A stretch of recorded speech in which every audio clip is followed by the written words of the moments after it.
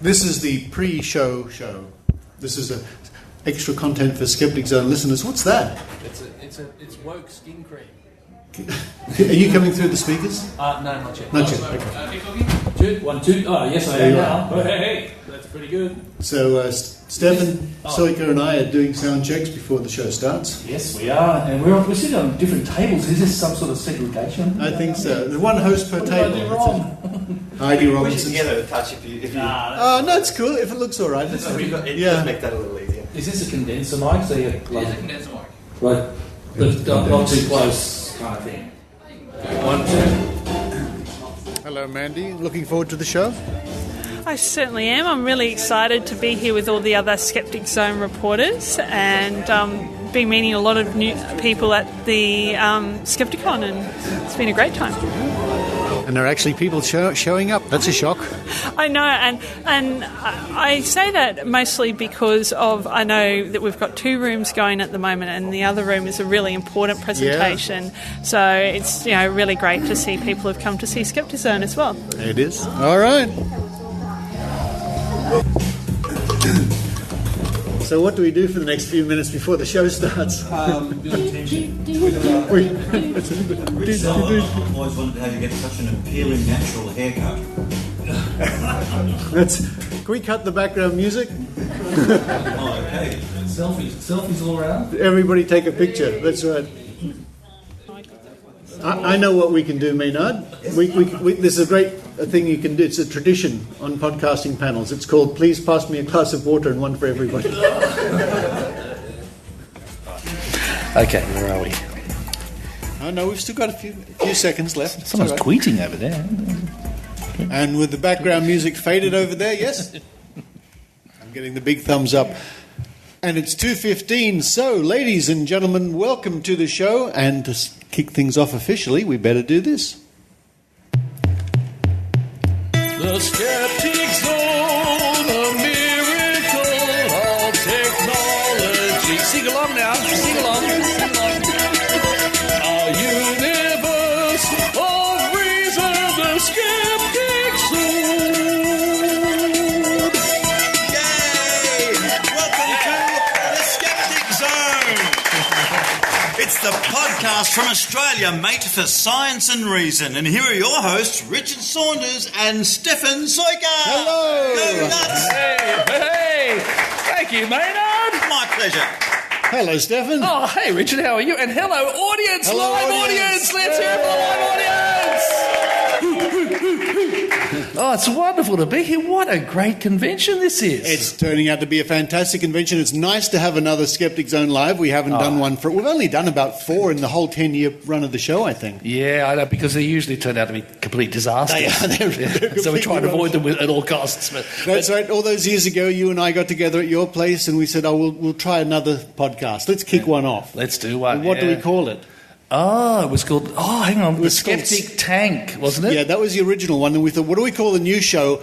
And it was going to be called Think for a long time. And then you wrote to me and said, why don't we call it the Skeptic Zone? And it was like the penny drops and you think, yeah, why not? And how many, 40,000 episodes later? This is episode number 40,000. I don't know. This is episode number 474 for the 19th of November. Wow, 470, yeah! That's tireless, very tireless of you. It's very tireless. Joining us live here in the little room here, we have the other room at the convention. We have our reporter, Eran Segev, everybody. Hello. Also joining us here at the desk, it's the Raw Skeptic, Heidi Robertson. We have, all the way from sunny Queensland, the Diet Skeptic, Mandy-Lee Noble. And being his normal goosey self, Maynard, everybody.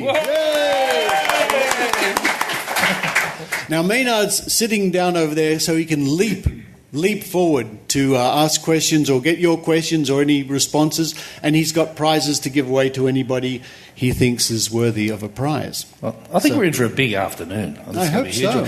So what's actually in store besides... That's it. Okay. Thank you, and good night. Good night. All right, we're going to have a series of reports from our reporters, just like the Skeptic Zone you hear each week. I assume you hear it each week. I hear it each week.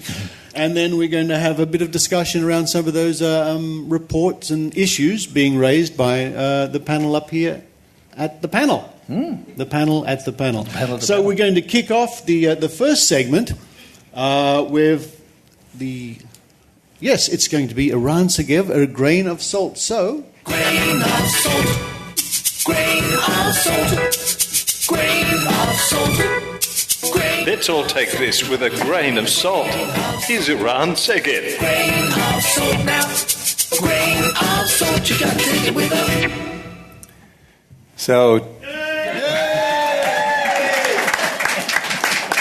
So today's segment is going to be a little bit different because it's actually a little bit of a personal thing instead of being a skeptical thing. I'm going to tell you something about myself that you might not have noticed. I'm a middle-aged white man. There, I said it. As a gasp. I know many of you will be surprised, but sometimes people have. It's important that you reveal your true self to the world. So, what does it mean? Well, it means that I really have it the worst.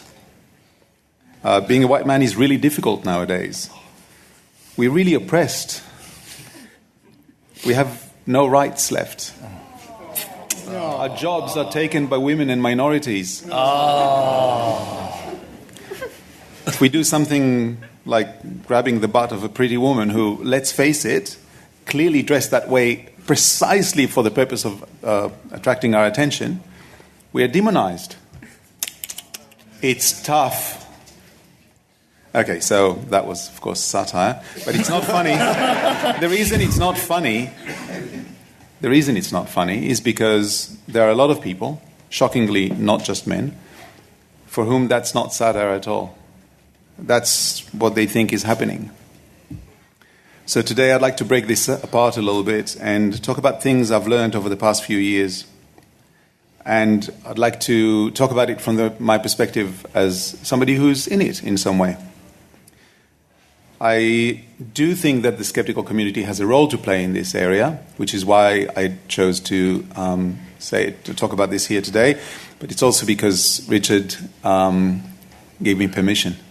So one old white man to another. Yeah, just a quick note to the women in the audience and listening at home. You can read the newspaper for the next few minutes because I'm not going to tell you anything that you don't already know. So why do men complain? Well, I consider myself to be an enlightened liberal person of liberal inclinations, and I've always considered equality very important.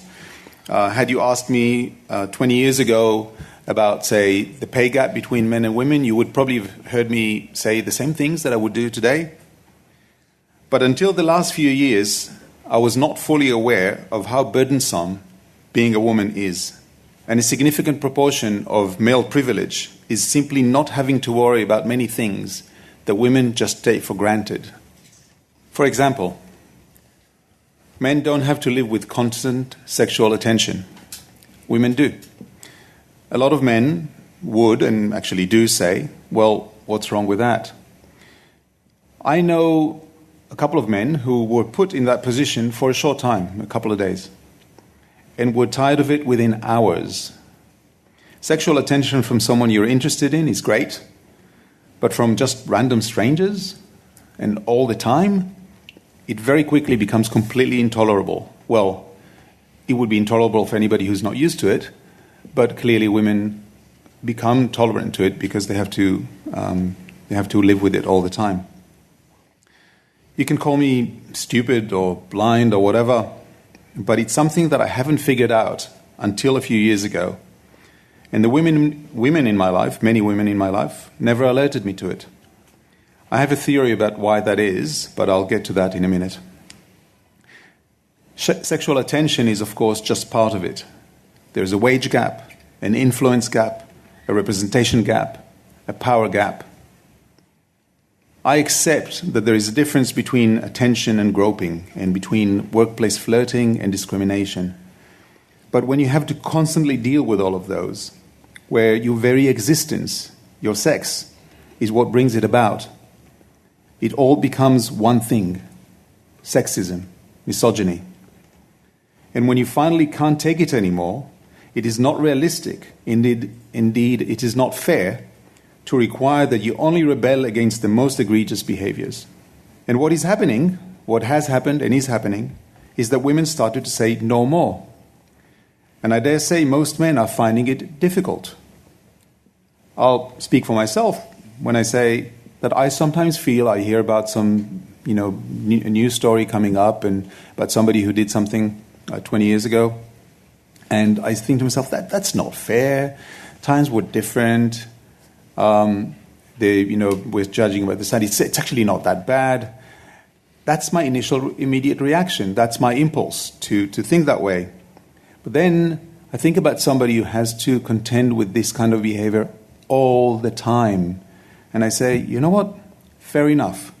That is only the start of a correction.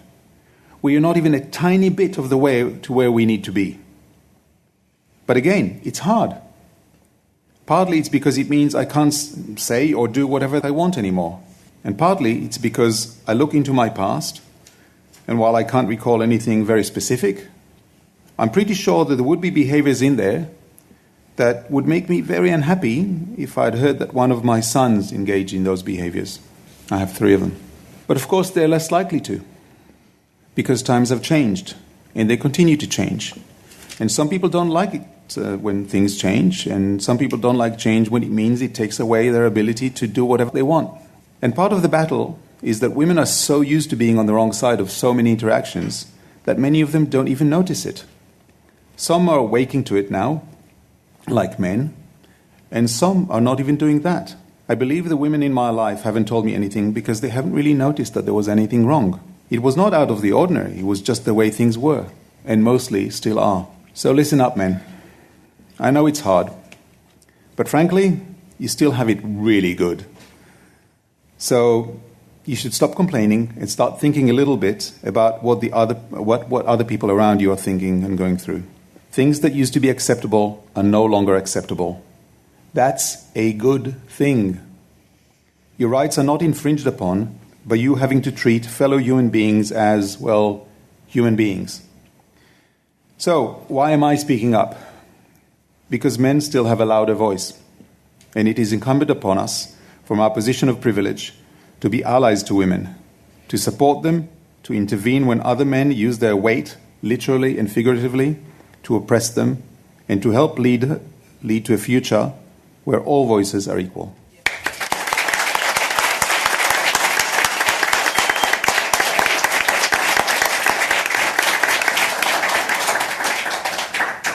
I apologize, but I will have to step out in a few minutes. I won't be able to stay for the rest of the show. Well, thank you for that bombshell.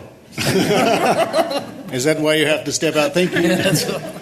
Thank you, Eran. Very important issues, and one that I think is dawning. Or is that the right word? I could say realization, a dawning, an awakening, and moment around the world at the moment. I think, Stefan. Yeah, and it's funny that we're actually talking about it in real life and not on Facebook. Because, yes, because everyone's having a big chat about it all on the net, and we're actually a bunch of humans sitting right here who can talk about it, and maybe we can discuss some of the factors, or solutions or whatever. If anyone's got any thoughts on that. There's a question over there, Maynard. Hi, panel. It's all right. It's on? We'll hear Okay. you. It's recording you locally. Oh, goodness me. I have 6 nieces, and as I approach 50, I see in them a distinct change in the way they are reacting with their environment. So I rejoice that my nieces, who are all sort of from 14 to 22 years of age, have quite a different relationship with the world. However, that said, it actually highlights the times when that is not the case, when older generations are embarrassing them with to be a young lady kind of sentiment, and it actually highlights when those behaviours are being, from a senior position, put onto those young ladies.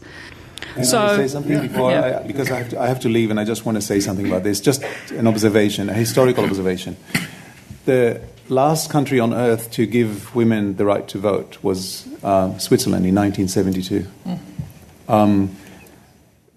The first one was New Zealand in 1897, I believe. So within less than 100 years, from no country in the world giving women the vote, every country on earth gave women the right to vote. And that's a technical change. So it was obviously the result of a cultural shift, but it was a technical change which was easy to effect. You didn't have to influence everybody, you just have to get governments to do it. Cultural changes take a lot longer. Things are moving in the right direction. There is a positive change. I think social media, which has a lot to answer for, is helping in ensuring that people are more aware and that the things are going in the right direction. But I think we have to not be naive as to assume that all change will be in that right direction. And what we should do is we should be really mindful of the fact that change can go in all kinds of different ways, and there's all kinds of different effects, and there's backlashes that happen with social change as well, which is very important. We have to be careful not to fall back to old habits. But overall, I think the direction is clear of more equality and more opportunities. I just hope that it happens sooner rather than later. But I do think that we have to be mindful of the things that you've mentioned and other negatives that are part of this big change, but also be optimistic in that we are seeing that things are moving in the right direction. Oh, well said. Thank you very much, Eran Segev, everybody. I will try to join for the end of the show. You try to join us for the end of the show. All right. Off he runs. Thank you very much. Okay. That was A Grain of Salt with Eran Segev, of course, raising some very important issues. Now we'll move along to our next segment, which is, if I press the right button, here it is.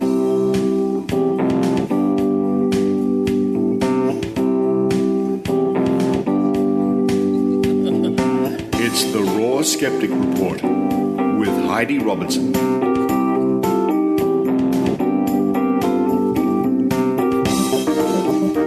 Rock and roll. It's fading out. Hello, everyone. Well, this is a complete... Hello, Heidi. Hello, Heidi. This is a bit of a change of pace from what Eran was talking about. Could I have that first? The slides, absolutely. Slide. Yep. Today I'm going to talk about a product that's distributed in Australia called the Mighty Shield. Ooh. The Mighty Shield is a device that can be used for cats, dogs and humans. The manufacturers claim that it emits ultrasonic waves at a frequency of 40,000 hertz, which they say will repel grass and paralysis ticks and other, quote, nasty creatures, although they don't specify what those other nasty creatures are. If I could go to the second... Next slide. One picture, there they are. So they sell 3 devices, the Scudo for small dogs and cats, the Mighty Tick-Off for pets for larger dogs and cats, and one for humans called the Mighty Tick-Off for you. They all retail for $79, and they say one of these lasts for 6 months plus, at which point you're advised to purchase a new one. Shut up and take my money. I'd be ticked off too. They emphatically state you should not try and open the device yourself to change the batteries, which makes me really want to open one and see what's inside. They claim it works for a diameter of 1.5 metres around your pet and 3 metres around yourself, if you're wearing one. I did a bit of digging around on these devices a couple of years ago, but then it was put on the back burner for various reasons. I got interested again recently for several reasons. Firstly, a family member of mine who lives on the northern beaches of Sydney, which is a particularly notorious area for ticks, had bought one of these after recently suffering quite badly from a tick-borne illness called tick typhus, not Lyme disease. Tick typhus is a real thing. And he was now going to rely on the Mighty Shield for future protection against ticks. Secondly, I have lost a much-loved dog to a paralysis tick. So if an ultrasonic tick repeller was proven to be effective, I'd be the first one in line to buy one. Thirdly, I have a friend who was given a homeopathic preparation by a store in my region of northern New South Wales for his life-threatening severe allergy to ticks, which they said may negate the need for his EpiPen. An EpiPen, as you might know, contains a dose of adrenaline, which is currently the only proven and effective treatment for anaphylaxis. Considering anaphylaxis can cause airway closure within seconds of exposure to the allergen, in his case ticks, this advice is extremely dangerous. So that story involving my friend reminded me of the Mighty Shield and how unproven remedies and devices can have potentially fatal consequences. One of the testimonials on the Mighty Shield website illustrates my concern. Quote, "After experiencing a tick bite, I had an allergic reaction and passed out. Before this experience, I had numerous tick bites over 16 years living in Newport and Avalon. Since wearing this device, I now have the confidence to go back into my yard again." Now, I've worked myself as an intensive care ambulance paramedic and actually treated people having anaphylactic reactions. So I'm particularly concerned that someone with a diagnosed severe allergy to ticks may become complacent, believing that they are wearing a device that will protect them. If I could go to the next one. The About Us page of the Mighty Shield website talks about the evolution of the device when a bloke named Carlo, that's Carlo and his little dog, from Germany, decided to try for a chemical-free alternative to tick control for dogs. He contacted the University of Milan, and as his story goes, they quickly developed a working prototype of a battery-powered ultrasound generator about the size of a packet of cigarettes. Carlo says he then created a smaller device that could be attached to a dog, cat or collar, dog or cat collar. This product he called the Scudo, and Scudo is now a separate company and has its own website. And the Mighty Shield, he says, has continued his amazing journey by providing a device for humans to wear. So when I rang the Australian distributors a couple of years ago, I identified myself as a reporter for a podcast, saying I was interested in doing a story on their product. I voiced my concerns to them about the product and asked them if they could point me to the independent trials that were mentioned on the website that showed the Mighty Shield was effective against ticks. The owners told me that the independent trials were simply the testimonials of satisfied customers. If I could go to the next slide now. The website claims that the product... hang on, yeah. The website claims that the product, quote, was thoroughly tested on dogs using appropriate controls and protocol. At their conclusion, the tests verified the effectiveness of the ultrasound device as a deterrent to ticks and fleas, end quote.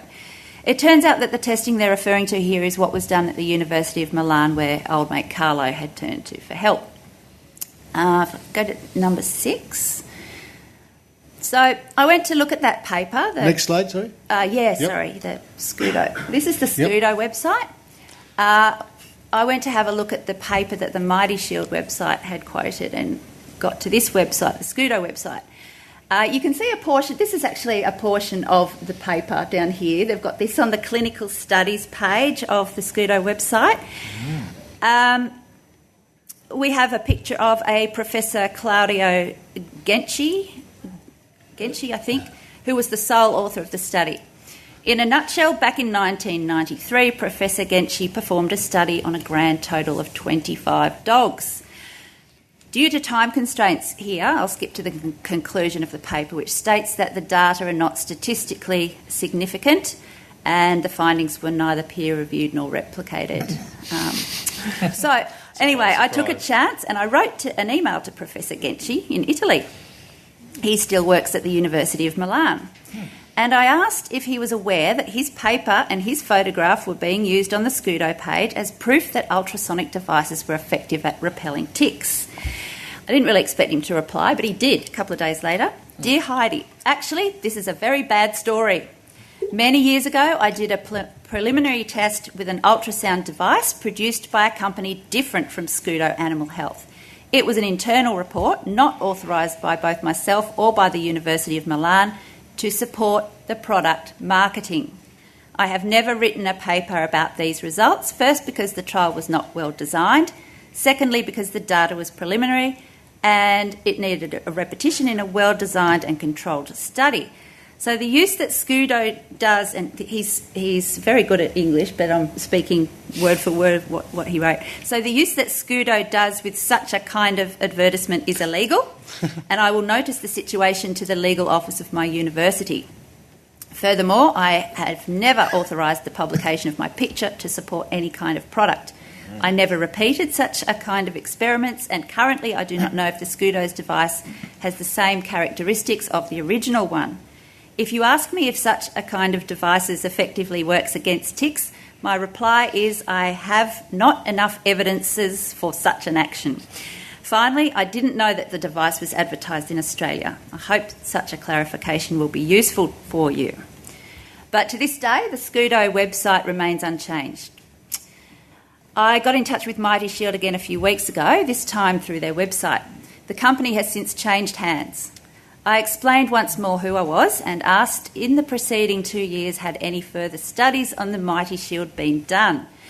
They replied, asking specifically what I wanted, what I was asking for. I reiterated how concerned I was that someone could have a fatal anaphylactic reaction if they were to rely solely on the device, and that I would appreciate them directing me to the evidence that supported its use. I've had no reply. So there's another study that both the Mighty Shield and Sojka websites briefly mention.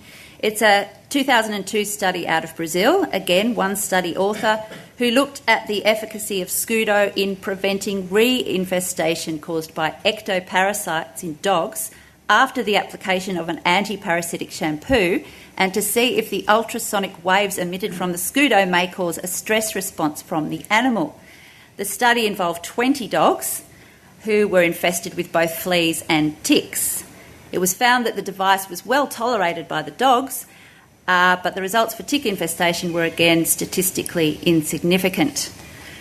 The Sojka website goes to great lengths to show that ticks are reactive to ultrasound. It refers to a paper from 1976 on the interaction of ticks with cliff swallows and bats in Texas. There's no mention of ticks being repelled by certain frequencies at all. Certainly no testing of frequencies of 40,000 hertz, and no testing involving dogs, cats or humans in that study. So what literature is there that supports the use of ultrasonic devices to repel ticks? There's none that I could find. What I did find, the American Academy of Paediatrics have stated that ultrasonic devices are not effective repellents. There is a 1991 study examining the efficacy of ultrasonic pest controllers for fleas and ticks that found that activity of fleas, ticks and cockroaches was unimpaired. There was a blinded controlled trial of an ultrasound device as a mosquito repellent that found the same thing. I found an article from 1981 from a PhD in entomology at Oregon State University who had scathing remarks about ultrasonic pest devices, including, quote, testimonials are the only evidence of efficacy they offer. Testimonial data, such as I tried it and it worked great, is not reliable because it is highly subject to the placebo effect, end quote. And another quote, I have not been able to find even one positive test result that has been published in a scientific journal. I believe it is the responsibility of manufacturers to provide credible data that the devices they sell actually work. Otherwise, their unsupported claims are no better than snake oil, in my opinion. I'll make an offer if published studies do exist and these studies confirm a claimed effect on pest behaviour, I'll gladly amend this page and include the results. And there's been no response to his offer for over 10 years. I wrote an email to that doctor of entomology and to another entomologist from a Queensland university. I want to cover my bases, both of whom were unaware of any recent studies supporting the use of the devices and no reason to think that ticks or mites would be sensitive or to be repelled by such high frequencies. The Federal Trade Commission, the FTC, in America put out a statement in 2001 stating that efficacy claims about these products must be supported by scientific evidence, and if manufacturers have misrepresented the benefits of their products, or if their claims are not properly substantiated, they may be subject to legal action. Thus far, no such warning has been put out in Australia, but I think it can and should be. I've submitted a complaint to the ACCC, the Australian Competition and Consumer Commission, since they deal with false and misleading claims from businesses, and I'm currently waiting on a reply. The Mighty Shield is a relatively small issue in the vast array of issues that skeptics address. And there's no doubt that there are other devices, modalities and therapeutic claims that have more chance of resulting in real-world harm to a significant number of people. However, one skeptic can make a difference on one issue, and one skeptic can simultaneously be working on a variety of different issues, helping to tackle the big ones like homeopathy, chiropractic, as well as these little ones that sometimes fall beneath the radar. If there's anyone in the audience that has never looked into a dodgy device or claim and never contacted a relevant acronym to complain about it, please consider doing it. If I can do it, anyone can do it. Last slide.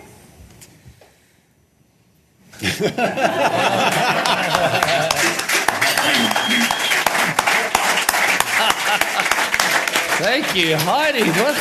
Just for the benefit of the listening audience, Heidi, can you explain why we're all laughing? I thought I was being funny. The last slide has a heading, Know Your Parasites. It's got a tick, a flea, a leech, a mosquito, Pat Robertson and Joel Osteen. Hey.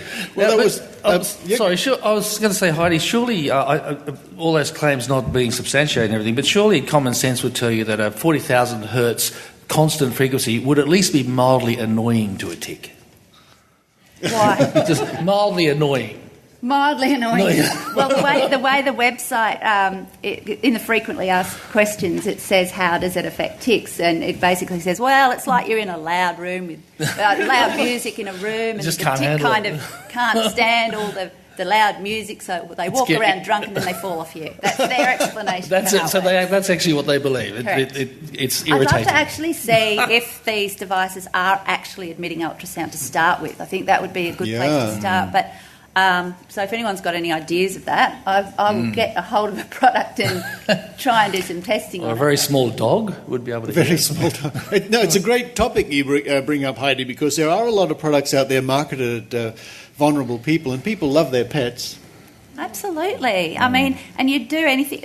I live in a tick infestation area as well, and I have lost a dog to a tick, and you do. I mean, even the tried and tested and proven methods of tick control can only go so far. They say the best way is to actually physically check your pets every day, as well as using these ones. But if someone's going to just go, oh, well, this is chemical-free, and in my area people love chemical-free everything. Yeah.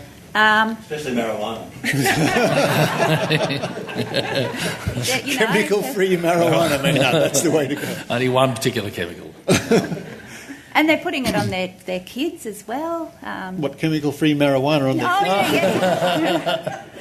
So, Heidi, I just want to ask, you said that they said that the product made you think like you were in a room with loud noise and that sort of thing. What if it's a teenage tick? They'd love it. That might just be quite attractive. They'd probably start rapping over it.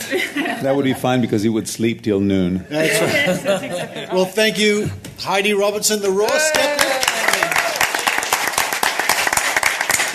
Bit of skeptical activism. Skeptical activism. That's what we need everyone to do. Now, our next segment hasn't got a theme music, but I'm sure you'll understand. But before we get to the next segment, and I was going to bring this up a bit later, but Eran's a grain of salt has prompted me to mention this now.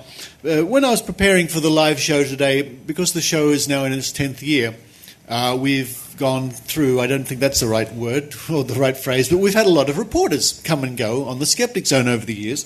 And I did a quick, totting up a quick calculation, and over the length of the show, 12 of the reporters, which is the best term, I suppose, for everybody, have been females, and 7 males. So the females far outweigh the males on the Skeptic Zone. That's pretty good. I'm pretty proud of that. That's really nice. And also I want to acknowledge in the room, is Kevin here? Kevin Davies? Yeah, down the back. He's our guest reporter from time to time, Kevin at the back. Hello, Kevin. Thank you very much. Hey. He sends us interviews. Yeah. He sends us interviews from Canberra with academics and all sorts of people. And there's Paulie in the room. Paulie. Yay! Stand up. This is going to be our new reporter next year, folks. Dr. Paulie. Hey!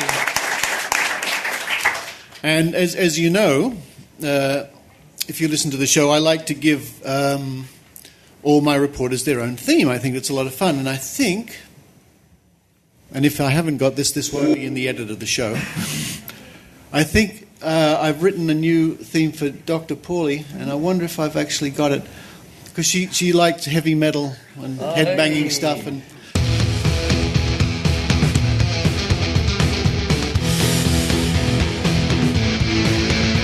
Yeah! Let's have a random rant with Dr. Paulie.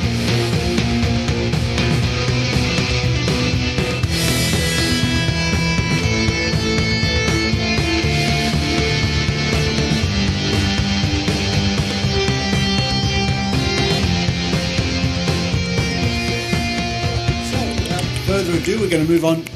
Did I blow out the system there? I'm sorry. We're back. You're We're okay. back. We're back. Maybe that should be the theme.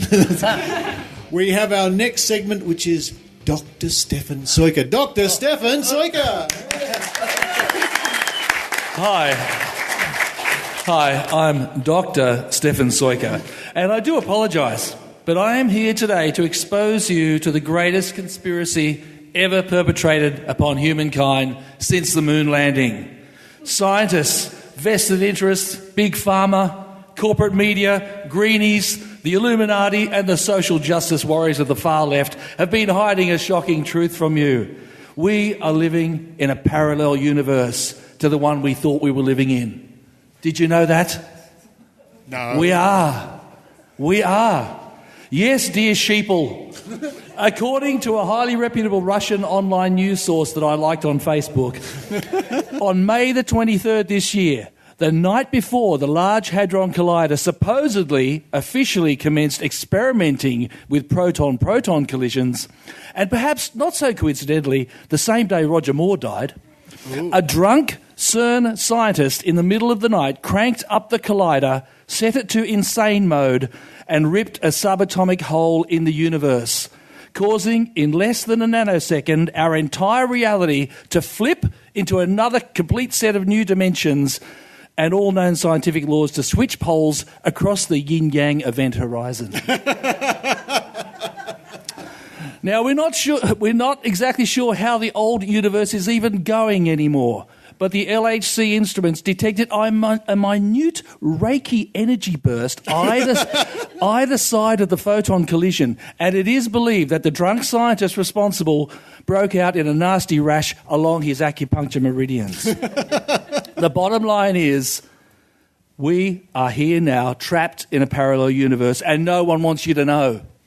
Why? Because in this universe, homeopathy works. This other thing works too. What's that thing called?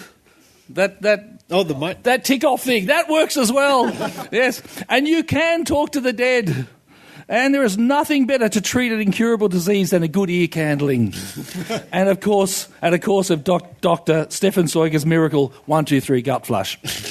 So of course the Illuminati want to keep this all hush-hush. They'd rather you were convinced that you were still in the old universe where Big Pharma is in control and the reality worked the way they want you to think it works. But it doesn't anymore. No, every rule in this entire universe is reversed. And as sure as my head chakra is now a fully functioning base chakra, time itself is in reverse. Though you can't really feel that because you're not fully awake yet, are you? You haven't woken up to this yet, have you? No, you're sheeple. You're still asleep. Yes, we are born out of what we believe to be the circumstances of our death, and we die the moment our parents' egg and sperm separate. What? See? It's hard to wrap your head around. But it's happening, people. It's happening. The invisible light spectrum goes from infraviolet to ultra-red. E equals the square root of MC. The largest known object in the universe is the singularity inside a black hole. And the smallest is the Hercules Corona Borealis Great Wall. Ooh. Silence is deafening. And the microphone in this very recorder I'm using is picking up about 3 trillion decibels within this room. Can you hear it? I think we need to be a bit louder, see if we can pick up 3 million decibels. Can you hear it? Yeah! Oh, that's deafening. All right. So quiet, so soothing. All right, it's actually quite comfortable. Now, ice is hot, fire is cold, in is out, down is up. Your education began when you graduated with your PhD and culminated in you gurgling, dribbling and soiling your nappy. Are you finally snapping out of it, sheeple? Are you? Can you feel the shocking alternative reality creeping in? Is your mind blown? No? No? No. Don't worry. There is a solution. Dr. Stefan Sojka's woke face cream. With my deregistered trademark anti-youthing formula, which will keep you free from tyranny of oppression and the lizard people and keep you looking older and older every day. All with one easy daily application after a simple 2-hour bark flower face filthing routine. Within 10 to 15 years of using this product, the veil will finally be lifted and you will see the world the same way I do. And what a disgusting, horrifying and ridiculous perspective I have. And I mean that in the parallel universe good way, of course. For the absolutely minuscule price of $340,000 per tube, woke face cream with anti-youthing formula is the perfect remedy to this topsy-turvy world we live in. Call me before this announcement began to make sure you completely miss out on this amazing lack of opportunity. This is Dr. Stefan Sojka bidding you hello.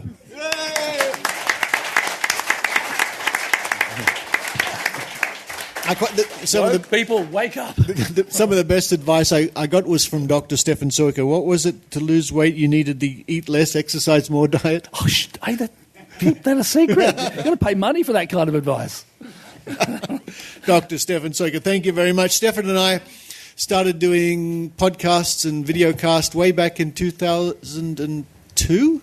Even earlier, 2001? Possibly so. When were you doing Net FM? 2000, 2001. Really? Yeah. That's when we started doing a regular radio thing together. I know. Well, I had 20/20 vision and brown hair then.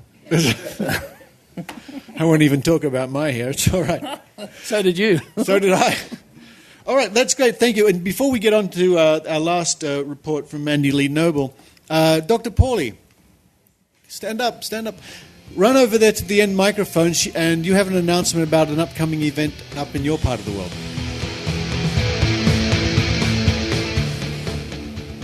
Hi everybody, my name is Dr. Pauly. I'm the president of the Gold Coast Skeptics. Just wanted to have a bit of an announcement. We meet once a month at Anglers Arms Hotel in Southport. Our next meetup is on the 27th of November. At 6 p.m. at Anglers Arms, and we do a bit of a dinner, and then at 7:30 p.m. we do a talk. This month we have Justin Coleman from GP Skeptics, or General Practitioner Skeptics, coming to talk about over-medication and why most pills aren't as useful as they seem. For more information, you can go to gcskeptics.com, or you can follow us on Facebook, GC Skeptics, or on Twitter at GC Skeptics. All right, thank you very much. Well done. And, of course, for those listening, you can follow those links or find those links on this week's show notes. Can I add something? Yes. Okay, Pauly is the new president of Gold Coast Skeptics, and she represents the future of skepticism, and I would like to encourage more young people, especially women, but just generally younger people, to get involved with skepticism, because there's so much you can do. And the fact that there's so many skeptical groups that are older people and that are less active and definitely less appealing from the perspective of the kind of things that they promote to a younger audience, that is something that needs to change, obviously. There needs to be a change of the guard, and well done to Paulie for picking up the mantle at Gold Coast Skeptics, but I hope more people listening to this will do the same and start being active in their local groups. Absolutely. All right, so we'll move on to our last report for this afternoon, and if this is back together working, let's see if this comes up.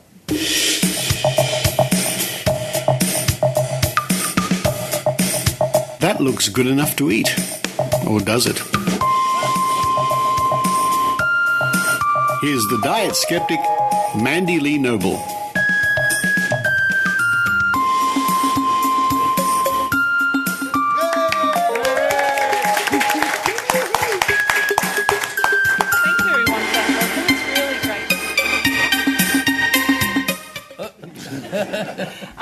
My name's Mandy Noble. I'm the Diet Skeptic, and I came here to talk to you about something I thought would be a bit interesting today, especially since we've got the opportunity for people to ask some questions. So far, for those who've been listening this year on the Diet Skeptic, I've talked about coconut oil and MTHFR gene testing, A2 milk and water fluoridation. But something that I haven't really touched on that you might find a bit odd is I haven't talked about any fad diets. And that is not due to lack of material, I can assure you. In fact, or interest, in Australia, it's estimated that we'll spend $641 million this financial year on weight loss products and weight loss counselling. It's just an amazing amount. But the reason I have not spoken about any particular fad diet is because I first wanted to share my belief that all intentional weight loss for health is pseudoscience. Now, that includes whether it's from Pete Evans or from a health professional. And I know that you're probably thinking now, oh my goodness, this dietitian has had one too many salads because she's up there undermining her profession. But I want to assure you that it's completely the opposite. I'd like to see health professionals leave weight loss to the wellness gurus such as Pete Evans and Sarah I Quit Biochemistry Wilson and Peter Fitzsimmons, I think, is another one now who's become a wellness guru, and for health professionals to instead start providing their clients with some evidence-based healthcare and advocating for the health of their clients.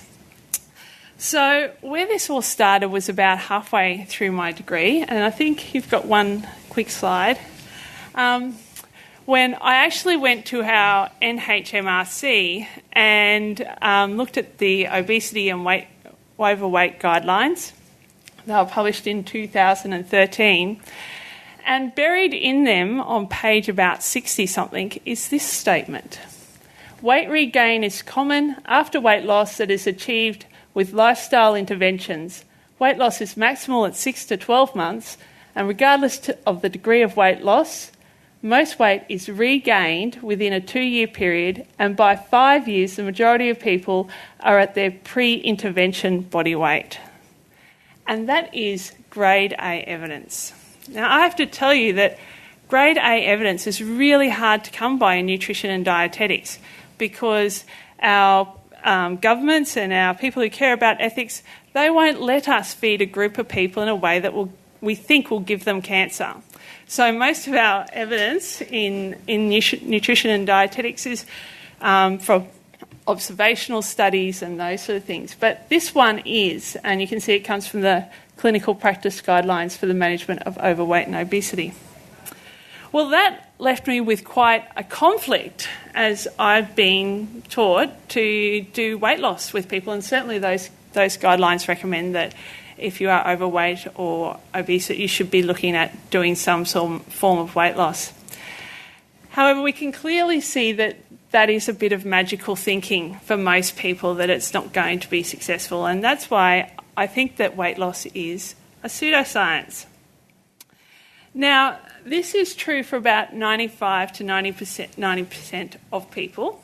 I know what you're saying out there, that you do know someone who's successfully lost weight, and there certainly are some statistical unicorns out there, They're actually so rare that they're often given book deals and appear on our televisions as examples. Should be Dr. Stefan, I think. Absolutely. And in America, they actually have a national weight control registry for people to join who have successfully lost 14 kilos and kept it off for a year. However, when the researchers looked at that registry, what they found was that most of the people on there are doing what I call a bit of white knuckling. That is that most of the people who are on that registry are eating between 1,300 and 1,600 calories a day. And if that sounds to you like a weight loss diet, that's because it is. They're continuing on their diet to maintain the weight loss. And they're doing between 60 and 90 minutes of intense physical activity a day. Also, their regimes and their self-monitoring is really inflexible. So that's the three things that those people have in common. So everyone might be feeling a bit down and thinking, so what does this mean for people who are in larger bodies? Are they just going to have to accept the fact that they may be less healthy? However, what I'd like to show you now is a little bit of evidence about people in larger bodies that you may not have come across. So if you could just show So this study came from 25,000 men in the Aerobics Centre longitudinal study. It's quite a good study. And it's a relationship between low cardiovascular respiratory fitness and mortality in normal weight, overweight and obese men. And as we can see there, the bars, the shaded in bar is for those people who are fit, and the unshaded bar is for those people who are unfit. And we can see hazard ratio, which is your risk of mortality, is set at 1 for people who are normal weight and fit. And we can see that for people who are normal weight and unfit, their hazard ratio is much higher. In fact, it's about 2.46. However, if we go along and we follow the overweight and we go from normal weight to overweight, we see that the hazard ratio for people who are overweight, if they're fit, is only about 1.1. It's barely significant. And then your hazard ratio for if you're obese is only about 1.3. So far lower than someone who is normal weight but unfit. And we've got one more graph. Now this one comes from the NHANES study, which is a really famous study in the US, and it's produced a lot of research papers. And it follows 11,000 people on the study for an average follow-up of 170 months, so quite some time.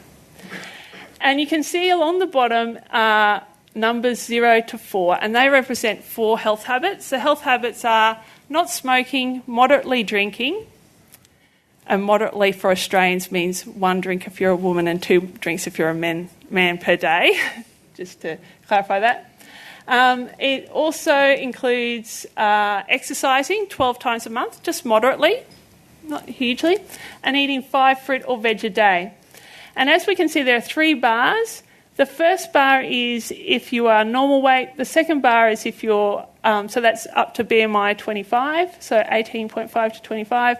The second bar is for overweight, BMI 25 to 30, and the third bar is for people who are obese, BMI 30 plus. And as we go along, we see that there's quite a big difference in the risk for people who have no health habits. They're quite a lot higher for people who are in larger bodies. But as we go along, those health risks drop dramatically and also level out to the point where if you have those 4 health habits, your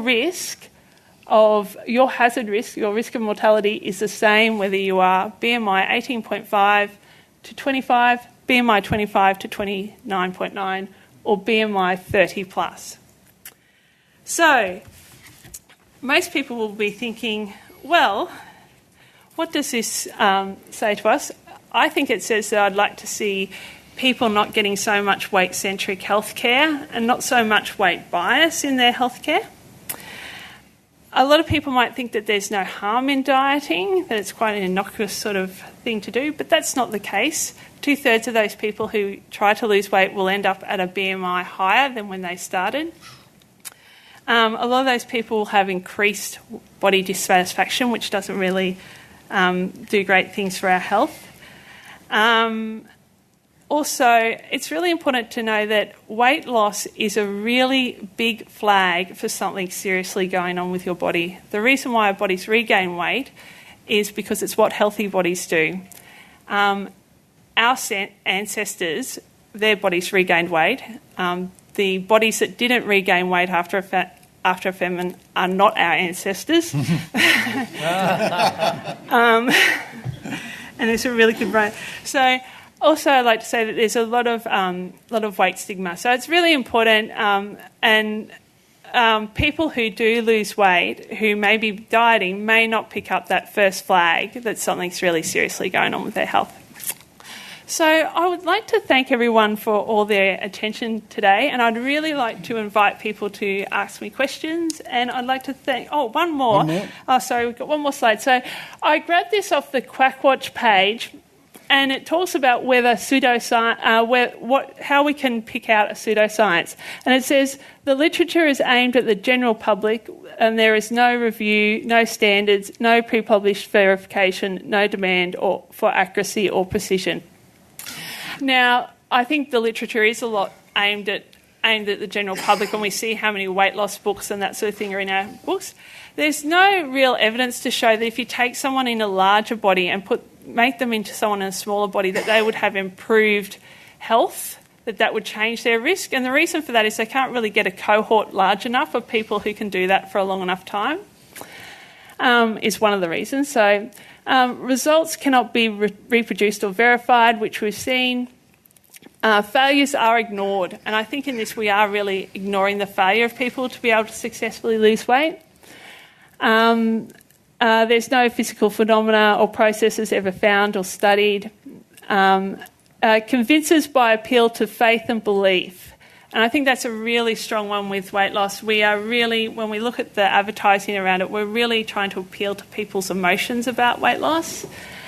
And the last one is generally earns some or all of its living by selling questionable products. Well, I hope that now that I've been able to explain how I feel about weight loss, I can now go forward on the Skeptic and the Diet Skeptic reports and start unpacking some of these fad diets and looking at how questionable they are. So thanks a lot, everyone, for listening.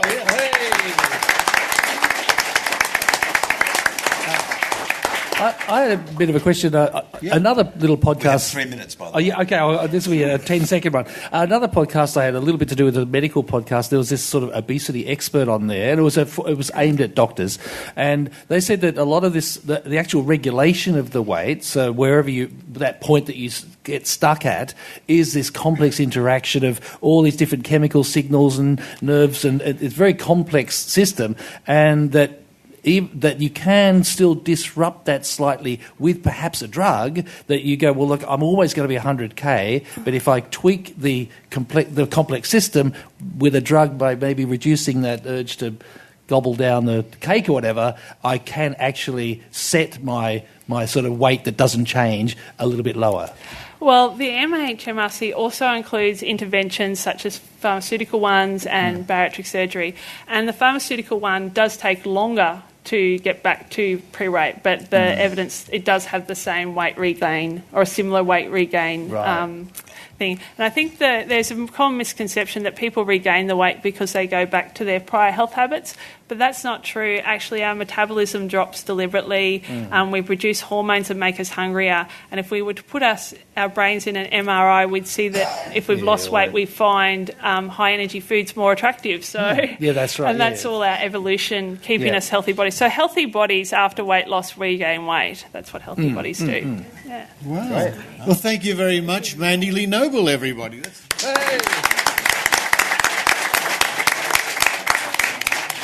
Well, it's about time to wrap up, but before I do so, a big thank you, as I often do on the Skeptic Zone at the end of the show. Oh, I didn't run down the stairs to get anything to eat this time. That's okay. You could try fasting and amphetamines. That's how I lose weight. Works very well, doesn't it? Yeah. I'll have to save that up for next week. A big thank you to all the people out there in podcast land and here who support the show through PayPal, Patreon. It's due to your efforts that I'm able to do things like buy microphones for my reporters. I think you all should have a microphone, Yes, just about. I think, Yeah, that new Tesla's quite nice as well that I saw is. that he bought for you. Thanks, Patreon. And the caviar and the champagne and all that sort of stuff. But I want you all, ladies and gentlemen, please join me in thanking all our reporters who are here today for a wonderful show. And yourselves for being here as well. Yay! And a big thank you to the goose at the end, Maynard. Maynard, you can give out some origami DVDs if you like. Just feel free, go for it. Who wants one? All the hands go up, that's great. But for this week, this is Richard Saunders signing off from Sydney, Australia. Thank you!